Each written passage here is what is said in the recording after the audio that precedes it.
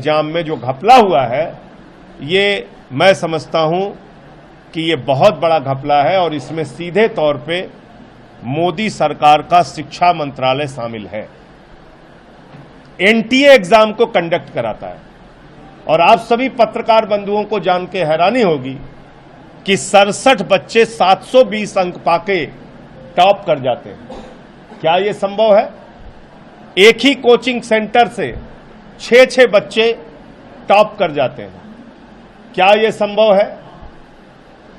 एक बच्चे को 718, एक बच्चे को 719 अंक आ रहा है, जबकि एक प्रश्न छोड़ने पर 4 अंक कटता है, यानी कि अंक हो सकता है 716 और एक प्रश्न गलत करने पर 5 अंक कट सकता है, यानी कि अंक की संख्या हो सकती है 715, ना तो 718 हो सकता है, ना 717 हो सकता है, ना 719 हो सकता है।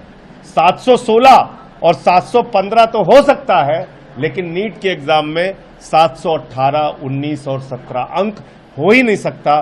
तो ये बहुत बड़ा घोटाला है और अगर आप आंख उठा के देखेंगे, नजर फिरा के देखेंगे, तो भारतीय जनता पार्टी शासित राज्यों में नीट का घपला, घोटाला, पेपर लीक का कांड हुआ है।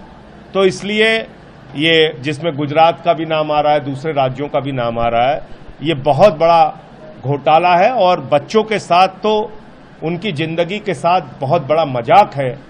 अब तक कई बच्चे आत्महत्या कर चुके हैं क्योंकि परिवार के लोग बड़ा परिश्रम करके पेट काट के अपने बच्चों को पढ़ाते हैं और उसके बाद इस तरीके से पेपर लीक कांड हो जाता है। कभी कुछ हो जाता है, कभी कुछ हो जाता है। 24 लाख बच्चों का जीवन नीट के एग्जाम से प्रभावित हुआ है।